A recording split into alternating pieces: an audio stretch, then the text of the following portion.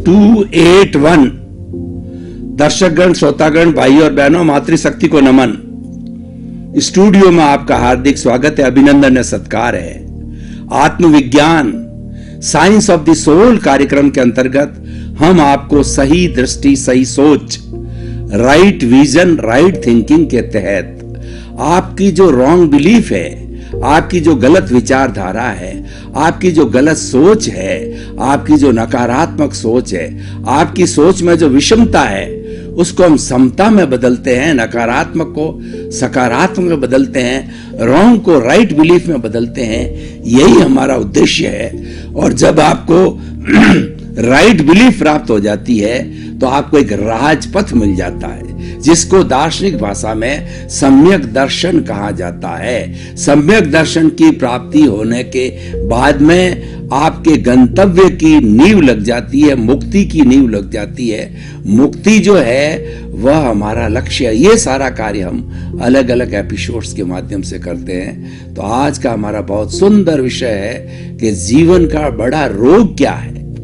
भाई और बहनों, जब शरीर को रोग होता है तो शरीर शिथिल पड़ जाता है, शरीर में कष्ट आता है, शरीर में दुख की अनुभूति होती है। जब समाज में रोग आ जाता है तब नकारात्मक सोच पैदा होती है, लड़ाई झगड़े, मतभेद, झंझट वगैरह पैदा होते हैं। जब किसी राज्य के अंदर रोग आ जाता है तो कम्युनल राइट्स होते हैं, जनता लड़ती है और बीच में जो प्रेम भाईचारा समाप्त हो जाता है और एक देश से दूसरे देश के बीच में वह मनुष्य आ जाता है तो घृणा की भावना होती है, लड़ाई की भावना होती है, साम्राज्य हड़पने की भावना होती है। तो रोग हर स्तर पर हो सकता है, लेकिन आज हम जो बात करेंगे जीवन के रोग की बात करेंगे कि जीवन में जब रोग आ जाता है तो क्या तकलीफ होती है और रोग क्या है।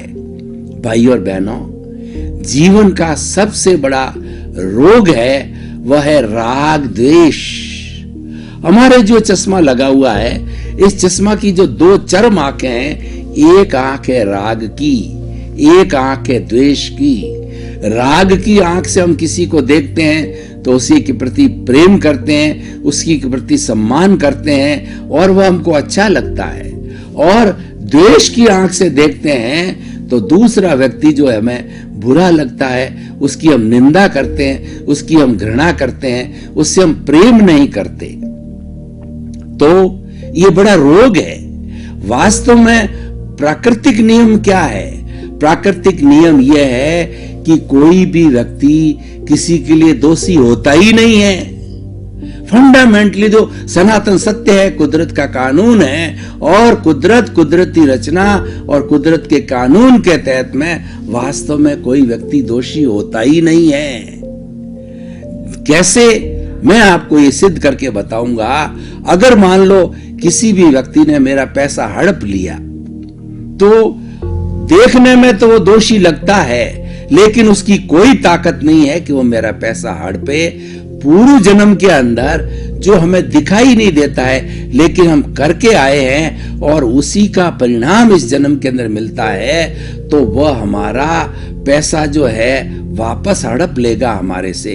हमने पूर्व जन्म में किसी न किसी प्राणी को कष्ट दिया है, वह प्राणी निमित्त बन करके हमारे सामने आएगा और हमें पुनः कष्ट नहीं देगा, क्योंकि वो चीज दिखाई नहीं देती है, वह भूतकाल की है, हम भूल गए हैं। क्योंकि वो करने वाला जो है दूसरा शरीर था, वो करने वाला था एक्स था, आज भोगने वाला सोहन राज है।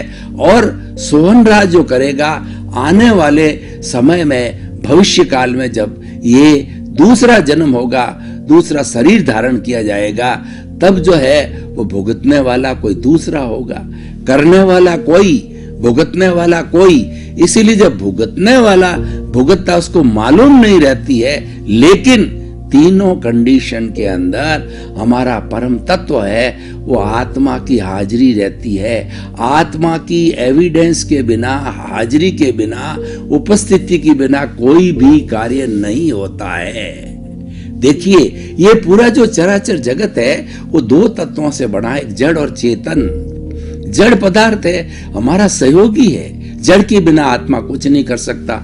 ये शरीर जड़ है और ये टेबल जड़ है, ये ट्यूबलाइट जड़ है। जड़ वह होता है जिसके अंदर सुख दुख की अनुभूति नहीं होती है और जो गलन मिलन धर्मा होता है और जिसमें वर्ण गंध रस स्पर्श होता है। बिना जड़ के आत्मा कुछ नहीं करती, क्यों? तो अमूर्त है। मूर्त रूप को प्राप्त करने के लिए जड़ का होना अनिवार्य है। तब देखिए, हमको लगता है वो दोषी है, लेकिन वह वास्तव में दोषी नहीं है। हम उसको दोषित देखते हैं, हम उसको राग और द्वेष की दृष्टि से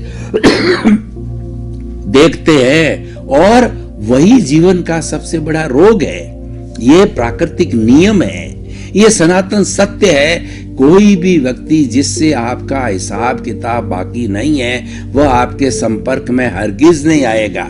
मैं आपको एक उदाहरण देना चाहता हूं कि आपके बैंक अकाउंट के अंदर बैंक नहीं मांगती नहीं है 1 रुपया भी, तो क्या बैंक आपको नोटिस दे सकती है?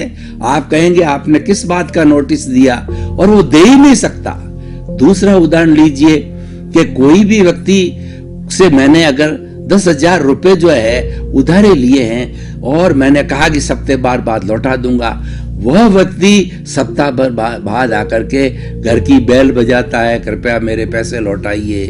फिर मैं कहता हूं भैया अभी व्यवस्था नहीं हुई है, 15 रोज बाद लौटाऊंगा। फिर 15 रोज के बाद आता और घंटी बजाता है। इस तरीके से जब तक मैं पैसे चुका नहीं देता हूं, वह हर बार घंटी बजाएगा, मेरे घर आएगा।